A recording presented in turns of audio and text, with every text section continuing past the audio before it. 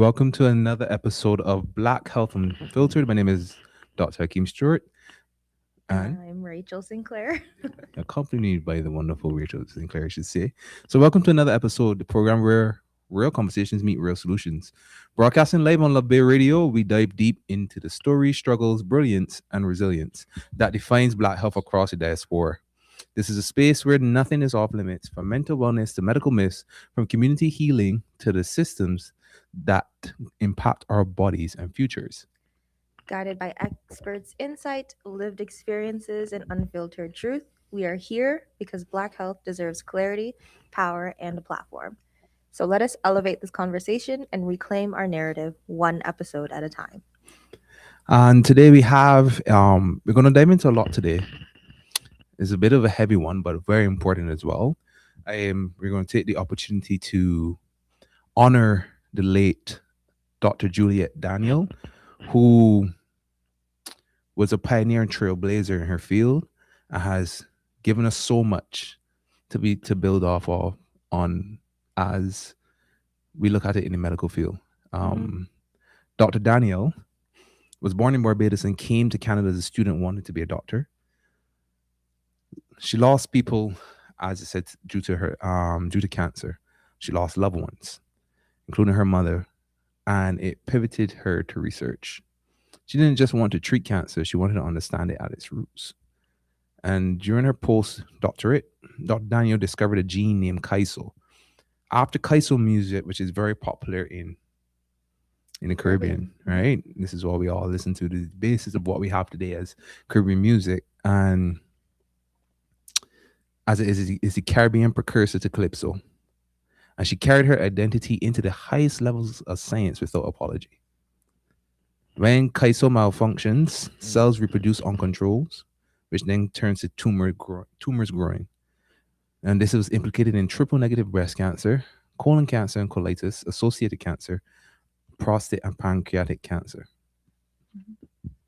And you have to look at it from this aspect is that by finding this gene, she allowed us to see a precursor to where cancer affects us in so many different ways. And that leads on to how we look at treatments, how we look at finding what cancers are affecting us and even early detection. So you understand that this is no small feat to have. This is one of those discoveries that shake up the whole medical world. Mhm. I think everything about her research and all that she contributed in her time and her tenure at McMaster University is nothing short of amazing. She is also the first Black faculty member in the Faculty of Sciences at McMaster. I think it's 1999 she achieved that. But Mhm. to think to think of a feat that incredible and to think that it only happened in 1999 is kind of crazy. And she funded a lot as a scientist, right? As she discovered Yeah. and named the gene, she funded by the CIHR, the NSERC, and the U.S. Congressional Research Programs. Yeah, And those are then, not easy entities to get funding from. no, So very much not. clearly, there is a value in her research that's recognized across the board, Hmm. which is amazing. And she had the research citation Dancing from Bottoms Up, Kaiso Roles in Colon and Breast Cancer and Cancer Disparities, which is a lot because she used that being knowing her to be one of the few because there are not many black women in that field particularly, There aren't. but she co-founded the African Caribbean Faculty Association at McMaster's, led the Black Faculty Cohort Hire Initiative, strategic advisor for the Canada Caribbean Institute, and she was WXN Canada's most powerful women top 100. That is a legacy that It's an incredible legacy for sure.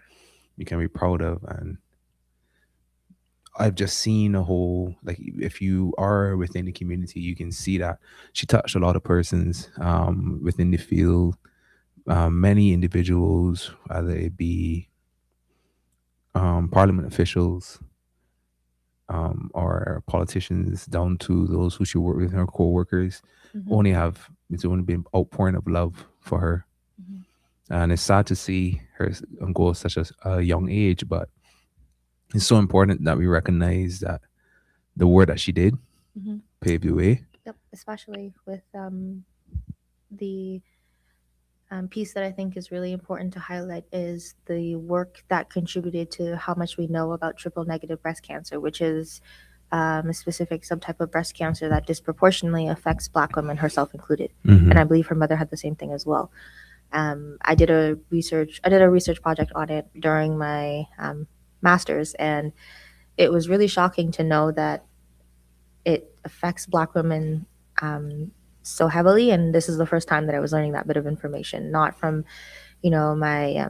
my general practitioner that I see once a year for the physical, like her and I not really having that much of a dialogue about the importance of getting those checkups, but just that information wasn't being shared, and to find out only because I had an assignment was very interesting. So I think it's really important that we shed some light on the value that she contributed towards that.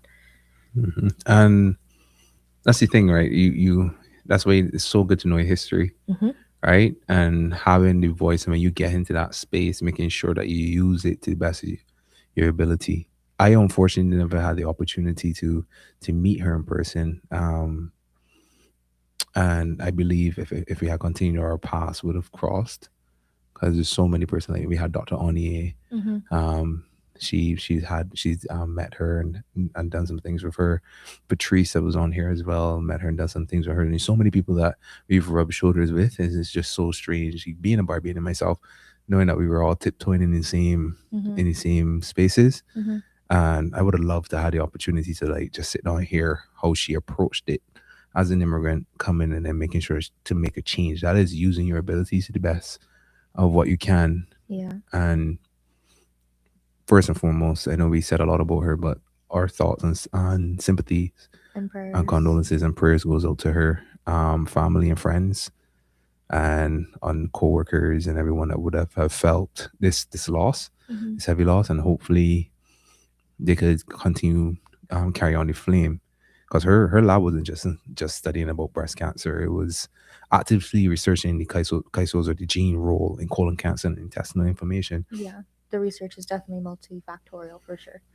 Because her mouse model research showed kyso overexpression in intestinal tissue triggers tumor causing phenotypes. She was literally studying the molecular mechanics of colon cancer in black populations. And I think that's something we should talk about today. Hmm. Colon cancer, and just not to get too deep in it, but the importance of fiber and fiber intake and how we're seeing it now, because colon cancer is somewhat coming on to a point where we're seeing it more and more in younger individuals. Yeah, And absolutely. where we would just, I think testing, you talk about your 40s, 50s, you're thinking like, okay, but now you're having people late 20s, early 30s, right? Hmm. With early and late on Stage. stage Cancer. colon cancer. So Hmm. what she was trying to do was understanding the lab in Hamilton, which was in Hamilton. It's playing out in emergency rooms across, what is playing out in emergency rooms across Canada right now. And as I said, is hitting younger and younger Canadians, and black communities are caught in the perfect storm. Hmm. And as a kid, seeing as we sit and we hear it, it is something that we really have to pay attention to. Getting in fiber is important. Like I try to get in a lot of fiber, and there are ways of getting in fiber I that gotta say I isn't. try, but nah, I guess I know I could try harder to up my fiber intake, but it's yeah. But you know what? There is your ways, right? There are opportunities, and we're going to dive into a lot of them. We're going to break down the types of fiber there is, how we can get it in, promote healthier eating, and see, like, because at the end of the day, we're such a fast paced moving society. Exactly. It's a little bit harder for some people, like, oh, let me stop here to make sure to eat 10 bananas or whatever the case is. And I'm not saying bananas are high in fiber, just saying like that's what persons would think about it when they think about fiber. Like, oh, fiber, that means they need to eat more veggies and more. And you'd be surprised that a salad, it's not really, not all the time. Like, not all the green thing has No. in all the fiber you need. Yeah. So it really goes down to your nuts and legumes, right? And then for persons who have allergies, we're going to Like talk about that myself. as well, Yeah. and so on and so forth. So let's talk about the fiber gap. So, in young Canadians, especially Health Canada recommends 25 grams a day fiber for women and 38 grams a day fiber for men. And the average Canadian gets about 14 grams both ways. So, we all hit way We're all under. coming in a lot lower than we should. Exactly. Yeah, that sounds about right. Yeah, that's not really a gap. That is a wide canyon that everyone's just slipping through, right? Mm-hmm. And fiber works in two ways. It dilutes carcinogens and speeds up the body's transits and feeds your gut microbiome to produce anti-cancer and short-chain fatty acids, helping also like just moving and giving a essence to better absorption. If you feed the gut fiber again, because especially if you get prebiotic fiber, whatever the case is, Mm-hmm. you feed it, that means you have better absorption. You can retain nutrients better. You could start to Yeah. look at some of the different off balances that you may not be getting through your diet that you think you would be. Right. Every 10 grams increase in daily fiber for every 10 grams equals more or less a 10% reduction in colorectal cancer risk, which is meaningful and within reach. And we're going to talk about how much is 10 grams as we go on. And as we say, like a lot of things that you can get it from, we gonna have legumes, which are your nuts, like pumpkin seeds, Mm-hmm. flax seeds, so on and so on. Chia. You got chia. You have your skin on fruit and veg, Mm-hmm. grounded chia and flax seeds as well, and then your whole grains, which is so important. So like, there's like, and those are food patterns, not necessarily supplements. Yeah. And when you look at it, like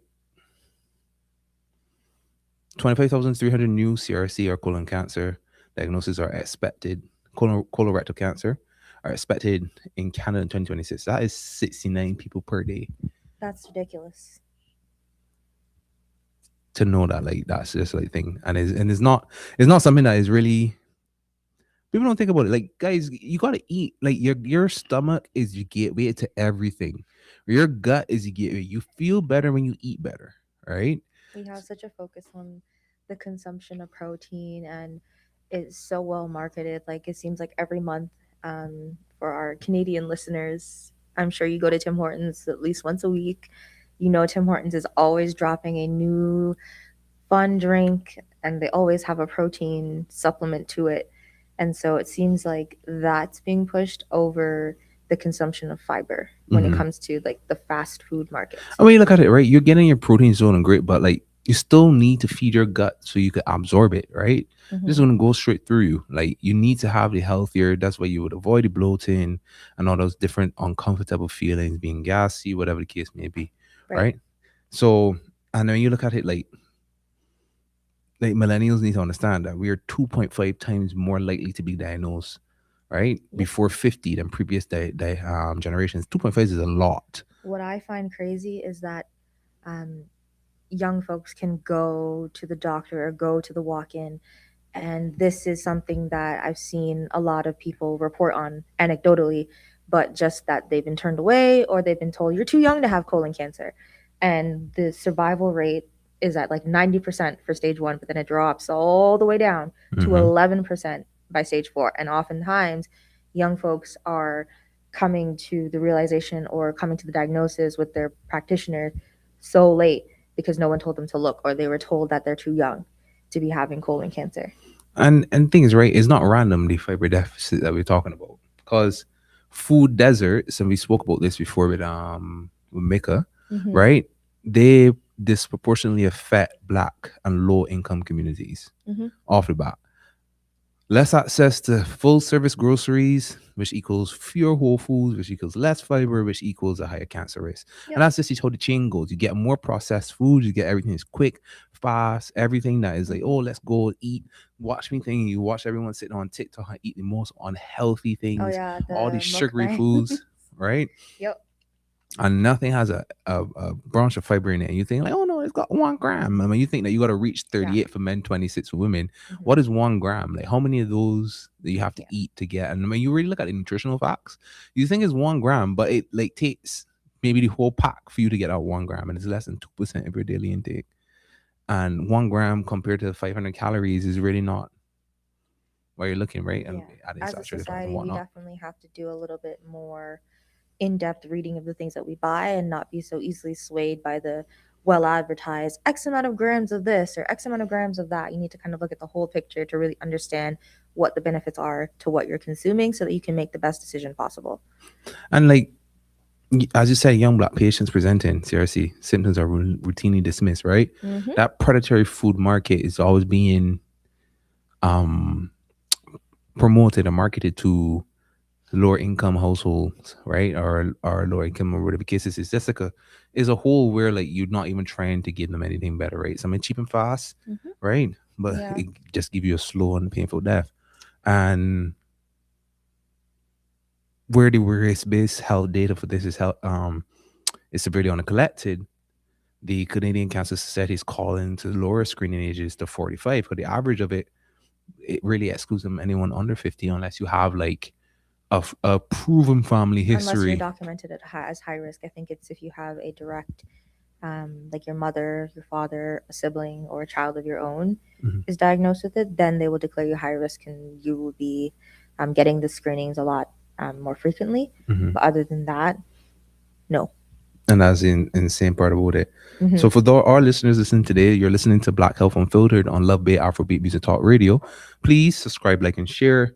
Download our apps from the Google Store the or from Google Play or Apple App Store. Visit our website and tap the donate button to make a contribution. This helps us to continue serving you, our community. And if you'd like to join in today's discussion, you can always reach out to us at 437-778-3299 or join in with us live on YouTube in the chat.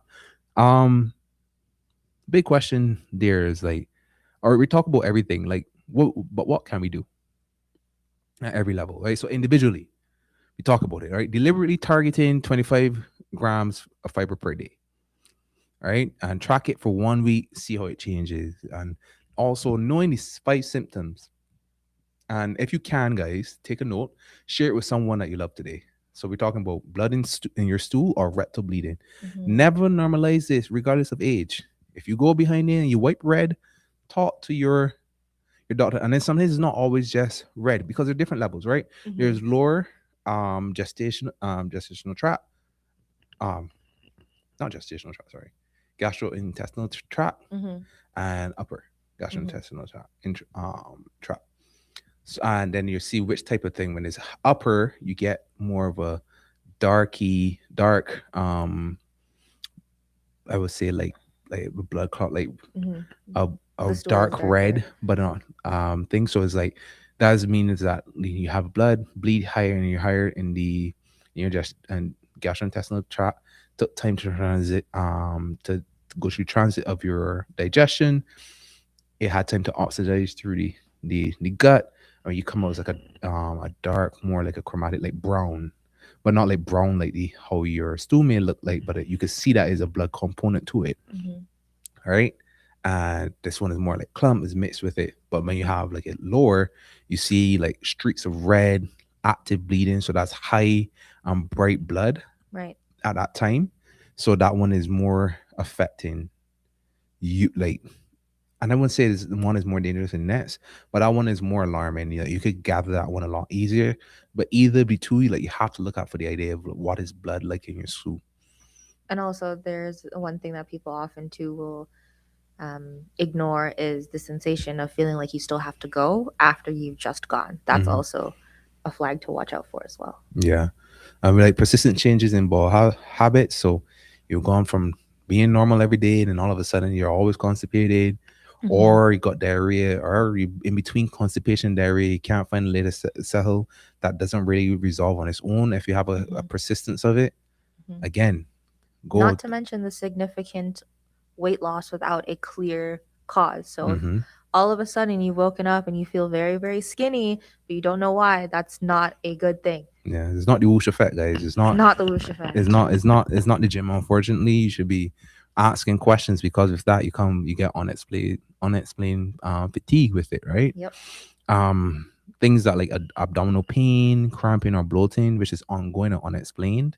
So for women outside of where they would usually feel cramping, or rather it be the end of their menstrual cycle or during their ovulation period, sometimes like if you have that consistency, you have to really take into consideration, and men as well, especially men when these things happen, man, just go and talk to somebody, All right, just go and talk to somebody. Don't be like, ah man, I feel always like this is why doctors are to go to school for and they're paid trained to do this. Like go and talk to someone. Don't wait until the 11th hour and then you realize that's something that you could have easily um pushed to one side and dealt with, given that like you take about the treatment or whatever the case is. Hmm. But you give yourself a better chance than wait until the last minute. And then, as you said before, like you feeling like your ball hasn't fully emptied right after movement. And one other things too, like know your family history. Know if you have persons, whether it be aunt or uncle, first cousin, mother, father, grandmother, great grand, like just know the tree, know where your history is, and ask like, and on those first degree relatives, it qualifies you as a high risk, right? So meaning that earlier screening access is better for you. So you go and get your colonoscopy, have Hmm. make sure you get your stuff checked out in case you're polyps. You could do a quick biopsy just to see whatever the case may be. And if your doctor dismisses your symptoms, push back. Tell him I want, or him or her, I want to investigate this more. And if they continue to do it, ask for a referral to another doctor, because You if are they're entitled to in a second opinion. you're entitled to a second, a third, and fourth opinion. Because until you get an opportunity to get in that or and have a colonoscopy, and you're continuing to have these things, you go ahead and you ask those questions and you push back. Don't allow your doctor to be like, oh, you're too young. Don't worry, it's nothing. No, no, no, no, no. Tell them no, it's something because I know who I am. What I also learned is that you can, in those situations, you can also ask for their refusal on your request to be documented in the patient notes as well. Mm-hmm. So that, if push comes to shove and shove comes to push, as you like to say, um, there is a paper trail to show that you did advocate for yourself to the best of your ability to get this explored, and your doctor decided that it wasn't necessary, but at least it's documented there in your patient file. And it holds them accountable. And it Because holds they them could tell you, accountable as oh, well. no, I don't know anything about it. They never told me. And you're like, nope, right there in your notes. You told me I cannot. I want it there. So if I do and I get it, and I've been 2 years, I've been telling you, and you've been ignoring me, I could come for you for 2 years of that. That's why you got your insurance. So you have to really look at it. So also to community and clinical, we could look at it as well as a broad spectrum, right? So patient navigation programs work. They need to be funded and expanded in Black communities specifically. Yeah. There's I an think that's opportunity. definitely an underrated role in healthcare as a whole, is a patient navigator, because they can fill such a very delicate gap and help the process be so much smoother and ease the burden on a lot of different healthcare practitioners who are along that chain of care. And within primary care, I know for sure, with the alliance under the Black Health Committee, they have link workers or the Black focused social prescribing workers, and that helps them as well. They work as link navigators for those persons looking for those services, usually to the social determinants of health, but it Hmm. actually can help as well within that. And then like you have the male fecal intestinal test, fit test. So it's non-invasive, at home, and effective, and when mailed directly with invitation letters. Compliance and increases dramatically. Demand this from your provincial health authority, right? Hmm. And then you have food access infrastructure. So hopefully getting community fridges, produce co-ops, subsidize um, grocery access, and all those things are like cancer prevention tools, right? So demanding them as well. And I know some community health centers, they have community fridges, and people would think usually some things like that. Like a community garden is so important. I was just thinking I was trying to think of the name of an organization. I had the chance to meet with one of their representatives. I believe it was somebody at the executive leadership team that had come to a conference that I was at last year, and they spoke about what they were doing and the need for funding and how they want to be able to continue it beyond the 2 years that they were given funding for, because it had such an exponential impact on the community that they were serving. And it was just like a community garden where people could come and get the vegetables and the produce that they need that would be otherwise too expensive or too inaccessible for them. It was a fantastic initiative. I wish I could remember their name, but they were based out of London. Hmm. I know in Ottawa there are some groups that have like a small community fridge. You could go and pick up some stuff, help cook. Everyone thinks that's like it's a low income idea or model that really isn't. How many groceries or how many like produce get thrown away at the end of the month that sits in grocery stores or whatever the case is? Like there is a and then like if you don't have the money, there is a need of when you have the opportunity to grow, and it creates community, it creates togetherness, and as a community you thrive. So there's so many things, and we speak about it community. Just last week we were speaking um with wasn't Oni, sorry, Ngozi. There we go. Hmm. All right, we're speaking with Ngozi about dementia. And one thing that was always said, like came up again, community. And we constantly have that as well, right? We constantly hear that community. Hmm. Community will help push policy, right? Call in on your provincial health minister to lower the screening age to 45. Very important, right? Advocating for mandatory risk-based health data collection, which does happen across, especially in Ontario. But Hmm. then not only just that, how that data is used and Yeah. expressed, right? Because it doesn't make sense you take all this data, but like, And somebody holds the key to it. was it being really used for? Exactly. And then funding the early onset colorectal cancer research. The molecular etiology is still poorly understood, but we've made. We've made good strides, but we Mhm, definitely can still go a lot farther. So yeah. we need different funding entities to come to the table and work together. Very much so. So when we talk about it, right, we talk about all these things, but like, what can you do for your fiber? This is my favorite part because I keep telling people to eat fiber. They need to eat the fiber. Ugh. We don't talk about going to the bathroom enough. All right, number twos are important, guys. We all do it. We are all adults. We it's not a case of we're no. We all do it. It's part of our human function, and it's important. So let's get out of the way. Don't get uncomfortable. We're gonna talk about pooping in a bit, right? All right. We're gonna talk about fecal movements, right? So dietary fiber is like a crucial component of a healthy diet. Mm-hmm. It offers numerous benefits, ranges from improved digestion to reduce risk of chronic diseases, and not only just like we're talking about colorectal cancer, right? We're talking about high cholesterol. We're talking about even diabetes, right? So many different things. Mm-hmm. So despite its important, many adults, as we've been saying, has like they fail to even get the Yeah. recommended daily intake. And so we're going to give you a little guide to look at high fiber foods and fiber supplements that recommend daily amounts for younger adults and adults. So first, you need to understand what is dietary fiber.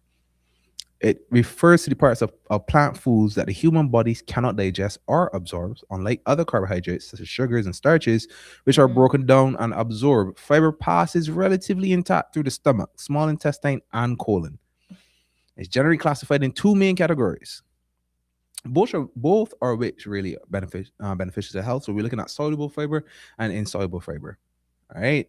Soluble is the type of fiber that dissolves in water to form a gel-like material. It can help lower blood cholesterol and glucose levels. Good sources include oats, peas, beans, apples with the skin, citrus fruits, carrots, barley, and psyllium. Remember that last one, guys. Ah, Psyllium. Mm-hmm. and then we have insoluble fiber, right? This type promotes the movement of material through the digestive system, and increases stool bulk, making it beneficial for those who struggle with constipation or irregular stools. Whole wheat flour, wheat bran, nuts, beans, and vegetables such as cauliflower, green beans, and potatoes are a good with the skin are a good source of insoluble fiber. And how many of those are you consuming? A lot because I have pumpkin seeds. I have this nice bagel has 14 grams of fiber. I'm taking psyllium multiple times a day. Different fruits like raspberry, blackberries, blueberries, and strawberries. That's a good source of fiber with prebiotics on it. Yeah. But I do that in my shake. I have some mango, passion fruits, dragon fruits, a little bit of pineapple. All right. All I right. got All right. spinach in there. Thank you. I got chia I seeds. I asked you got how black many. sesame seeds. I don't play with my fiber, guys. That doesn't mean I'm going to the bathroom 24/7, but it means that I care about my gut health. And one thing, we all out here, we talk about like if you want to even put it out there even more, like a healthy gut means healthy skin. Right? Yes, it You does. get smooth skin on your face. It isn't the vitamin C and niacinamide and It's higher partially those higher things chloric too. acid Let's and give credit glycolic where and what. credit is due, Listen, but it's important for your fiber. It's a yeah, good point. So is I could tell skincare. you one thing. I used to have acne really bad as a kid, right? Really, really bad. And now I did everything. I did what was the one that Accutane?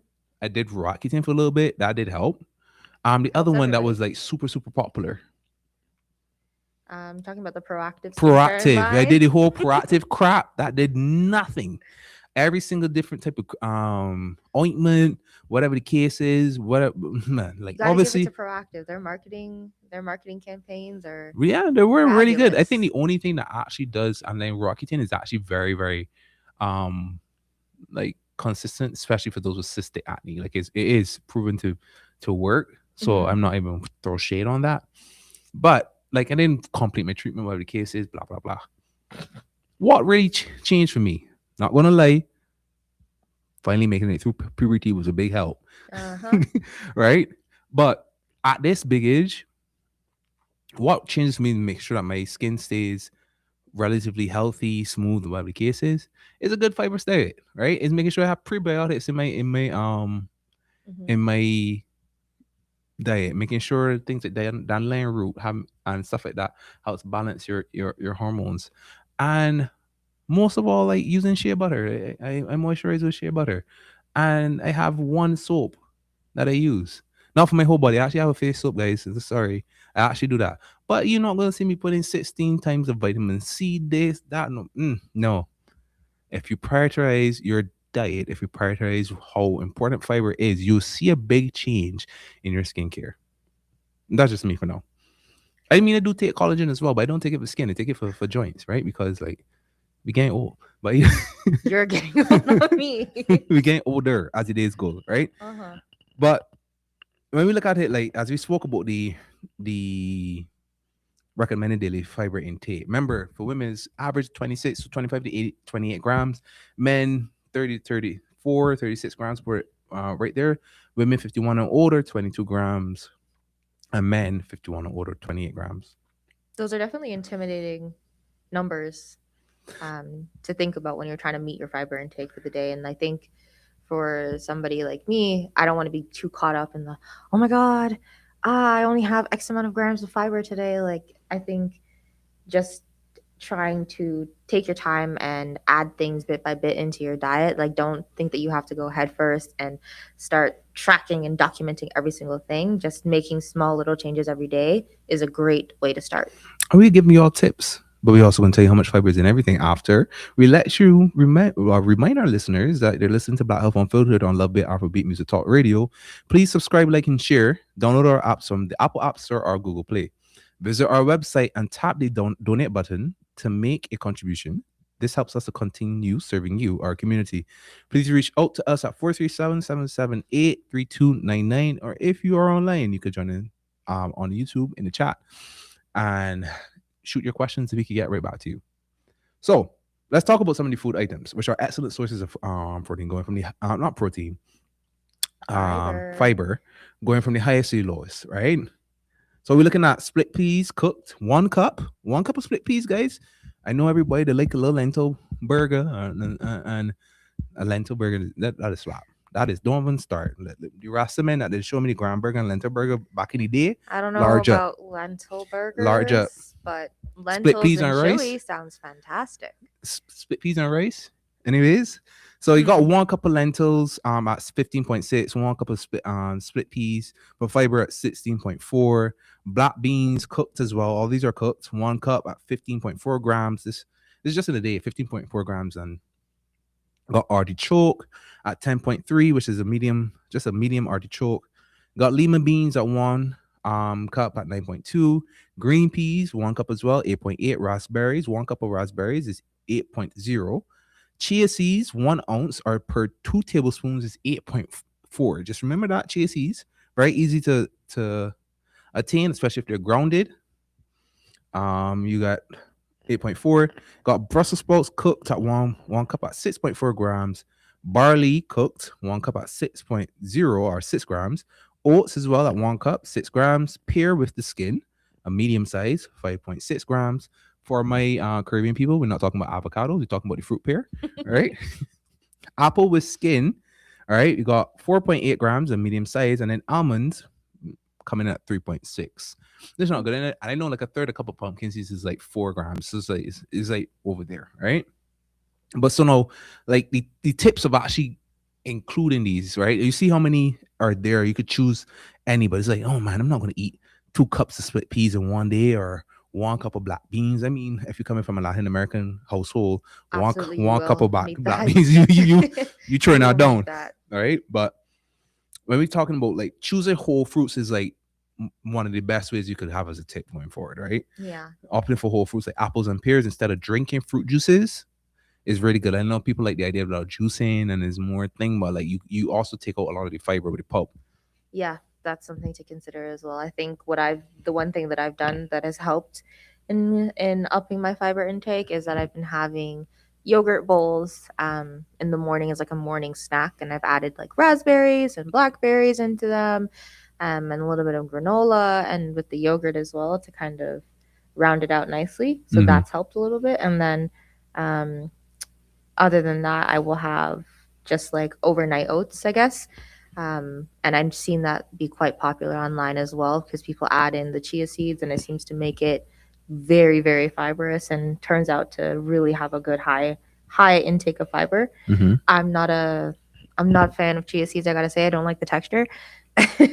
But you know, you can't argue with that fiber intake content. You No, you can't. can't. So you could also switch to whole grain. So I know we're not gonna want to hear it, but away with the white rice and the basmati rice and the white bread and the regular pasta, and you can make like, you can use what brown rice, whole wheat bread, whole grain pasta, or and brown rice is actually very healthy. I know sometimes cooking it is like a an issue for some people, but like flavor it the same way. It's good for you. It's good for you guys. But everything in moderation also, remember. You could incorporate more legumes, so you can add beans, peas, or lentils to soups, stews, and salads. Snack smartly, choosing raw vegetables, nuts, and seeds over processed snacks like chips and crackers. Here, guys. So, like snack on some men snack on pumpkin seeds. Great for you. Great for helping to reduce DHT. Is great. It actually helps promote prostate health. Right, and it has a very high source in magnesium, which is great, especially if you're in a relationship, you're looking to have kids. These are some of the things that you need to be taking in supplementally. So, like snacking on some pumpkin seeds is actually really good for you. And then start the day right, like how you're doing, right? Start the day with a high fiber breakfast cereal or something of the sort, or oatmeal. Only in North America that you will find, not many places in the world. The first thing you get up in the morning to do is get sugar, sugar, just beer Yeah. sugar everywhere. First thing you Go do to is a Tim big donut, Hortons, get a donut get a coffee full of sugar, or a or get a cookie. get cookie, Yeah. get this, get a croissant and more. There's no But that's the thing protein, I was there's no talking about nothing. earlier, right? With that marketing tactics that a lot of these places are implementing. It's, oh yeah, like get this fantastic drink that's also $11, but it has 20 grams of protein. But how many grams of sugar does it have, guys? 40. Guys, you understand that white sugar, when you really put that down, that's Ooh, so, it's like wow. half the cup sometimes, man. So, like, very be careful. And we talking from a space where we maybe have the opportunity, but to really establish, like, to do these things. But if you have to make an intentional effort, right? Try to It's fit it definitely intentional. somewhere. And there are things. So, like, what may help might be supplements. So we're going in types of supplements, right? So while getting fiber from whole foods, it would be ideal because it provides essential vitamins, minerals, and other nutrients. Hmm. Fiber supplements can be helpful addition for individuals who struggle to meet their daily requirements through diet alone. So this is like I know how we mentioned psyllium. So psyllium for some Metamucil. Psyllium isn't expensive. You could attain it It's easily. pretty accessible. I It's think pretty psyllium is accessible. the most accessible, and I think it's my personal favorite because it's easy for me to add to my oatmeal and it's easy for me to add to my yogurt, and I don't taste it. hmm It has no taste, right? It's highly effective. So it's a soluble, viscous, non-fermentable fiber extracted from psyllium seeds. It's highly effective at softening and bulking stools, Hmm. and even more providing a laxative effect. It may also normalize blood sugar and cholesterol levels. Yeah. Metamucil per se, yes, you will get that. Like it's a little bit harder if you buy it, but it is one thing that's readily available on the shelf. If you go and get the psyllium itself and then mix it into 8 ounces of water, stir it around, drink it 3 times a day. If you're taking medications, like try to try to get have it like 2 hours before your medication or 2 hours Right. after you have it. Yeah. And when you're having these types of things, you need to drink a lot of water, right? Regardless even if you were just doing a Whole Foods or whatever the case is, you have to drink a lot of water to avoid constipation, right? Which is important. But like psyllium, and you could really play with it. If you get like the real psyllium, and you can get like 100% of a juice you're using, rather it be apple juice, like 100%, not like the apple juice with the half a bottle of sugar, like the real juicing. So if you're juicing and you're making this and you pour a little bit into a small mason jar or just a jar, and you put your 2 tablespoons of Oh yeah, psyllium in I it saw that and online. You shake can it up, basically turn it into like you an can make it applesauce or whatever. applesauce or jelly. Yeah. So it makes it fun. So you could go ahead and make a whole bunch of a jelly. And if you're having your yogurt, you could pour it on that. Like 2 tablespoons of psyllium husk is equal to 8 grams of fiber, which is a lot. Right. So when you're having this 1 to 2 times a day, that's 16 grams you're already taking off. You're already getting the average of what people are getting. And you're not even talking about the other things that you may be adding in there as well that you could get from Whole Foods. So like these are things to be considerate in that aspect. Right. You have methyl cellulose, which is citrusol, which is a synthetic soluble non-fermentable fiber. It adds to bulk stools and is less likely to cause gas and bloating compared to fermentable fibers. And we're looking at inulin in the brown fiber choice. Is a Mhm. soluble fermentable fiber extracted from plants like the chicory root. It acts as a prebiotic, feeding beneficial gut bacteria. However, it can cause gas and bloating in sensitive individuals, so be careful of that. And also, there's wheat dextrin or benefiber, which is a soluble fiber derived from wheat starch. It dissolves completely in water and can be added to foods and beverages without altering their texture. Given as a wheat starch, guys, those who may have the gluten sensitivity as well have to take that into consideration. But these Mhm. are some of the fiber supplements that you could just add, like just easily into your diet, which will really help. Yeah, to my knowledge, not a lot of these are well known, but of the ones that we mentioned, psyllium I think is the most readily available and the easiest to find. Whether you're buying it in Metamucil on the shelf, sold everywhere, Walmart, Mm-hmm. Your Sobeys, healthy store, Healthy any Planets, healthy yeah. health store, you can get psyllium easily. Mix it up, and it does. And the mixing doesn't take that long. Maybe 45 seconds. Bam, bam, bam, bam. Or you can just pour it, leaving it cut, come back, stir it with a spoon, bam. And it has no taste. It's a gel like, and once you keep your water intake with it, it's actually fairly good for you. That's what's really important as well is that your water intake needs Mm-hmm. to increase. Mm-hmm. Drink water, mind your business, guys. But um, safety guidelines for it. I mean, we've been mentioning a lot, right? So first off, we're talking a lot, but before you even say, "Hey, we hear this on," nope, consult your primary care physician first, or a health provider, your healthcare provider. Especially for those who have like a history of bowel blockages, Crohn disease, or those taking specific medications like insulin for diabetes. They Hmm. should consult a doctor before fiber supplement, as fiber can affect the absorption of certain drugs. So you have to fiber can. That's why I said that even when you're taking it, space it out. You got the 2 hours before you have your fiber, or 2 hours after for you to take your whether it be supplements or medication. Very very important. Um, we said it. We're just gonna say it again. Stay hydrated. Hmm. Fiber absorbs water, right? It absorbs it. It's essential to drink plenty of fluids, at least 8 glasses of water a day. We're looking at 3 to 4 liters, right? People might say, oh, no, 3 to 4 liters. I'm not even going to entertain that 2 liter crap. Sorry to put it like that. I know it's very, very something, but 3 to 4. 3 to 4 is hard to commit to every But that's why day. we said Strive for it, but don't punish yourself if you don't need it. intentional efforts, guys, right? 3 to 4. But keep it in mind, 3 to 4. If you get a nice bottle and you go through the whole day just sipping it, whatever the case is, people are like, oh, I'm gonna go to the bathroom, I'm gonna have to urinate so much. Your body will acclimatize. It will. It does. Like anything else that you do when you start it, it's hard, and all of a sudden you get it. It's like, okay, this is a lot easier. It would acclimatize. Just give yourself the patience to get there. Um, it's essential to drink that because when taking fiber supplements to prevent that constipation and potential bowel blockages, right? You don't want to be constipated while taking fiber. It has to come out, guys. And we want to make sure that you're having an easy transition and not a hard day at the office. Yeah. All right. And sometimes and most importantly, right? Start slow. Right?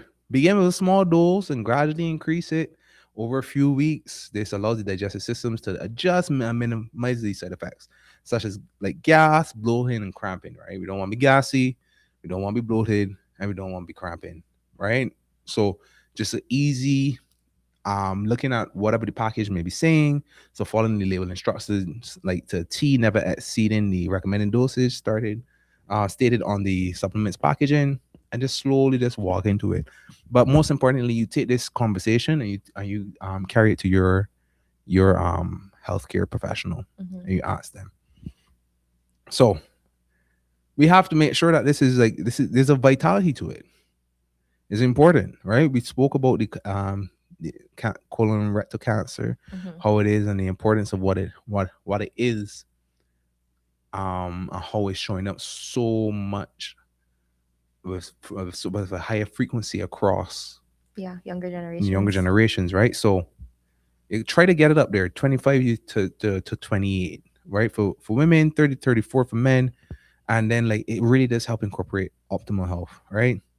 By doing it with like whole foods, and as we said, we talk about that food desert, right? If you can't, like, just getting the ideas of where Hmm. advocating for small areas that could really thing and help supplement it. Hmm. But be mindful of what you're gonna get, right? You're gonna have a burger, like, try to say every process you get, you try to back it with some fiber, right? Have every meal you put on, you gotta eat a certain amount of protein, have that protein be backed with a certain amount of fiber, Yeah. right? And it's so good. And then sometimes like regular like ground provision, like sweet potato. Like, Sweet potatoes are so good. I used to hate sweet potatoes, I but love a sweet potato. now I have definitely changed Mm, teams. mhm. It's really good, especially if you put it in the oven and like you bake it for a little bit and you let the natural like sugars in there caramelize. It tastes fantastic. And that's great food. And don't peel them, guys. Put Yeah, them on cook them with the skin the on. sink. Give them a nice little scrub. Wash off any of the dirt that may be there, and pop them in whether your oven, your air fryer, or you're Fire. boiling them. Like, and have it with your skin. Skin is a lot. It's an insoluble fiber that Hmm. helps add to the experience. And trust me, it's an easy food to prepare. It's a very very easy food There's to also so prepare. many ideas out there too to make. If you're somebody that is like me that definitely eats with your eyes, there are a lot of people online who have adopted a very very healthy lifestyle, and the plates that they make for their viewers and that they share Mhm. are so well balanced and so nutritious. So there's tons of simple, easy recipes with very minimal, low cost ingredients that you can find online to try out to really make sure that you're doing what you can to meet that fiber intake. Yeah, and then like remember that fiber, as I said, is linked to healthy skin, right, is linked to hormone imbalance, low Hmm. fiber diets, right? So it's like that can help you if you get your correct fiber. It can help you with your hormone imbalance issues if you may be having them, Hmm. right? There is a gut brain axis, right? Where low fiber diets that starve your microbiome are linked to depression, anxiety, and cognitive decline. So it's not just cancer. Like, you need to think about it, right? That brain fog you be getting, right? You low fiber diet, eating all of that stuff and not really having a proper transit or proper digestion. That's something that is linked with it as well. So like, fiber is not only just helping your skin, is not just helping the intestines, right? It's not just helping your glucose levels, it's not just helping your cholesterol levels, it's Yeah, not just helping your hormonal levels, it's also helping your I think cognitive there's function as well. I think there's definitely maybe not a lack of knowledge, but maybe a lack of awareness um, in our society of just how important our gut is and how many things that it's linked to. And people would be shocked to know the amount of issues that they're dealing with that could be subsided and maybe even completely cured if they were looking after their gut health Mm-hmm. more. And Yeah. maybe that's a conversation that needs to be had more with your general practitioner and yourself as a patient. And not only that, but just conversations around the dinner table with friends at like wine and cheese nights or whatever the case may be. But I think we need to start incorporating having these conversations a little bit more. As I said, get comfortable talking about pooing. Comfortable talking about You going don't to the have to approach it bathroom. that way, guys, You but the you not conversation approach it should be like had. that. You No, need to it tell doesn't them need to people, hey, be. listen. I remember having a conversation. My one of my friends like, yeah, no, I go like once a week. Once a week? You back up more than the traffic, putting DBP in the afternoon. What are you Oh my talking about? lord. No, there's no once a week. The thing, you should be going daily, sometimes twice a day, right? But at least minimum, bare minimum, you should be going daily, right? So, and you need to think about quality. And there is a table, and I wish I had a name at the tip of my head. I could see it right now. That you could actually look back and you could And it see shows you what your stool is supposed to to look look like or like, what the attributes and are. then you have a grade between 4 to 6. Yeah, When these the are the keys not start, so nice parts of adulting that they don't ever tell you until it's too late. But mhm. yes, you should be There's aware a of this table, and table. we will have it for you next episode. We will have it for you next episode. Not the table itself, the name of the table, so you could go ahead and research it. But you can look back and see what it is, the Right. quality, and what you're looking at. You could actually start to grade yourself. Say, okay, I'm having good ball movements. According to what I'm seeing back there, there is a good level of good gut transition. So these are things you need to consider as well. And like, don't think that you have to like change who you are within your diet as well, right? Because like the Caribbean diet is is protective, right? If you really look at it, it has a lot of ground provisions, or like as they call it back Hmm. home, and then like And plant-based a plant, proteins, yeah. right? So And then naturally, it's already pretty high in fiber. But the my concern is, or my struggle has been too, is that up here, it's not necessarily but that's what you call the immigrant diet shift, right? right. Yeah, Right. It's documented as that there are a lot of second generation communities adopt Western patterns. So you get in the morning, you're having what? Pancakes. yeah. And I miss my grandma's uh, ackee and saltfish and, and the banana. Yeah, all those frosted things. flakes, right? Sugar, sugar, Sugar, sugar, sugar, sugar. sugar. That is right. And I know we joke a lot when they talk about it, but like everything in moderation. Like there's a time for sugar, there's a time for that. But the first thing get like if you think about Breakfast really is the most insulin, important meal of it the is. day. But when you think about insulin, right, and what it is and how it goes into your cells, and then you got constantly, and it got to be constantly breaking down, and the Yeah, pancreas secreting it, right? You don't really give your pancreas any time to rest. You go to sleep eating something sweet, right? Because apparently we all need a treat. Like every night before you go to every bed, night if we got everybody a wants a treat, we're sweet not feeling treat. good. We need a sweet treat. I don't Sweet understand. treat. We're not Dalmatians or German shepherds, but everybody need a treat. So we go to sleep, treat. We sleep for a rough average between 5 to 7 hours, right? Which is not even enough time for you to get into a point of like REM sleep. fasting, right? Not REM sleep, but let's say fasting. Hmm. Obviously, too, like we eating too late. So if 4 hours before, you're actually still digesting when you're sleeping. Then you get up, the first thing you do, another thing sweet, bam. So your pancreas, which was about to say, all right, whew, now I can relax. Now I just get rid of all sugar, more sugar. Like crap, I gotta go to work again, right? Then you turn around and you have something, you put something sweet in between then and lunch, right? You say, I'm gonna just eat these cookies. Then you turn around at lunch, I have to have a sweet drink with my lunch, but I having a salad though. It's only a Coke, right? Or Pepsi. But then you turn around and you go throughout the day, say, man, let me have something sweet here before I go to dinner. And then when you get dinner, you're having something sweet with your dinner because you're drinking sometimes a glass of juice or whatever the case is, and not just water. Like, oh, no, or if not, let me give you the benefit of the doubt. You decide like you're not gonna have something sweet dinner, but then what you're gonna get after that? I go have my dessert. I must have a scoop of ice cream before I go to sleep, so I can sleep normal. When in those 24 hours did your pancreas rest? Not once, guys. It takes hours for your pancreas to actually stop secreting insulin. Like it takes a good amount of time. So when you start thinking about it, you have your pancreas working 24/7.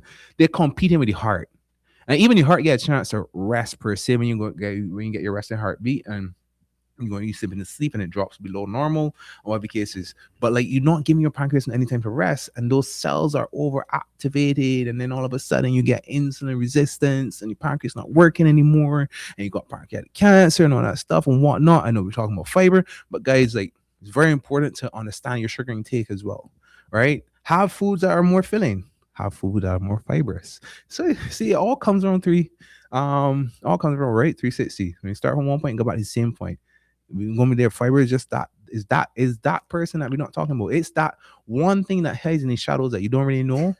The part he's singing group me like, who's that hitting them notes? But you can't really tell is actually backup singing and not the protein at the front. That's what it is. I can go on for days talking about these things, guys. Right? See, no, here from Kimberly Vest.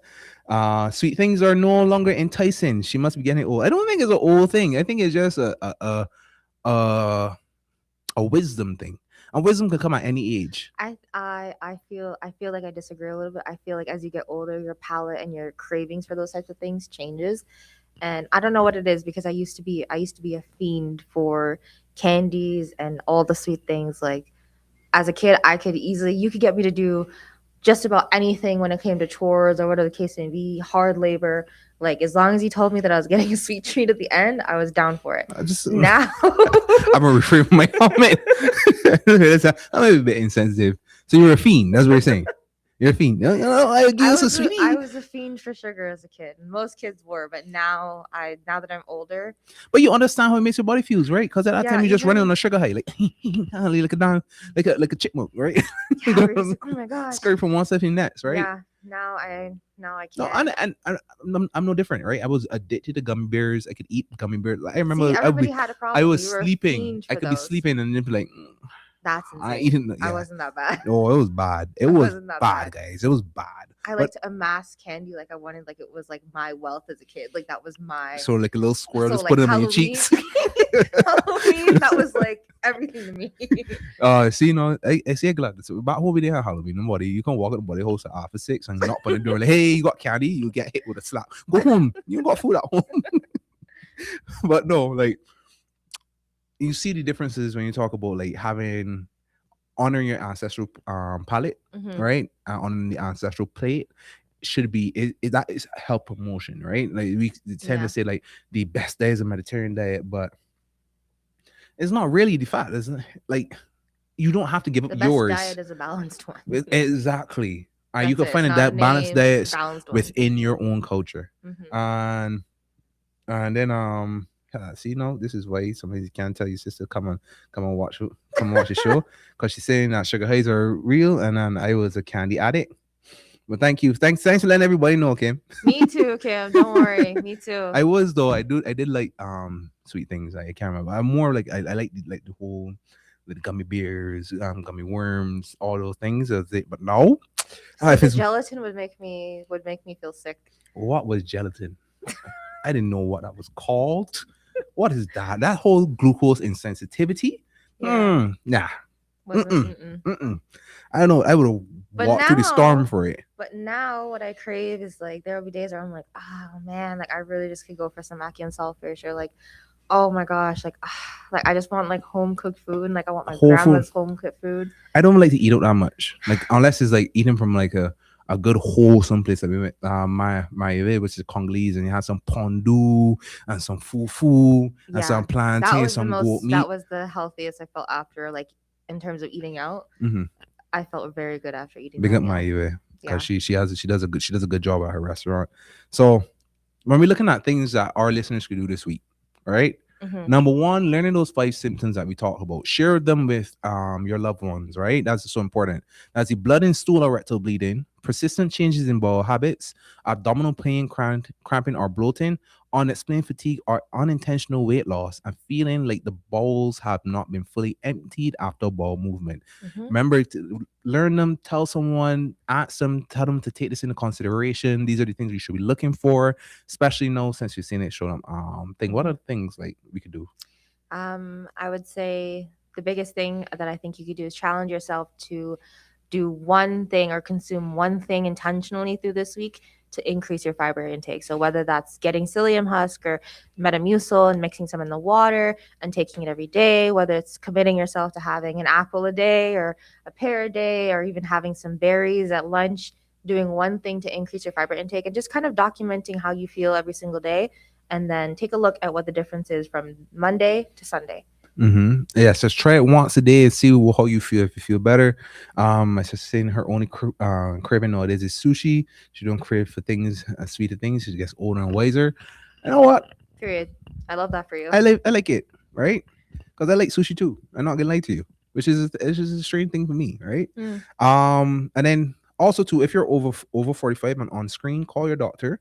If you're younger with symptoms or family history, Start don't asking wait. questions. Don't Just start just go asking straight. questions. Next time you have a chance to talk to your doctor, ask about colorectal cancer, ask about fiber and the importance of it, and see what they say.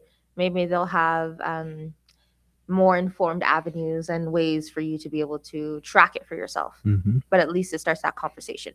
And then like, and also too, like, if you see how the political landscape is, challenge your political leaders to give more of a mandate towards it, especially it being studied in Black communities, Hmm. right? And I think that is pretty much so. See, Kimberly saying that she commit to the berries, and Nice. most importantly, Dr. Daniel, she named that gene after music, after what it is.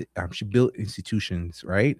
And we owe her the grace of continuing the conversation, continuing the research, continuing the focus to Hmm. really bring about the change and hopefully the prevention Yeah. from things that would have affected her and her families and Right. We many need to others. make good use of that information We that she do. worked so hard to gather and to explore. We need to make sure that her efforts were not made in vain. So rest well, Dr. Daniel. We as part of that community, that and the health community, Hmm. we'll take it from here, and you've left it in really good hands. So that brings us to an end of another episode of Black Health Unfiltered on Latte Radio, where truth, knowledge, and community come together. Thank you for joining us in these unfiltered conversations that challenge, uplift, and empower. Remember, your health is your power, your story is your strength, and your voice matters in every space you enter. Stay connected, stay informed, and stay committed to your wellness journey. Until next time, keep reclaiming your narrative and protecting your peace. My name is Dr. Akeem Stewart. And I'm Rachel Sinclair. See you next week. Bye, y'all.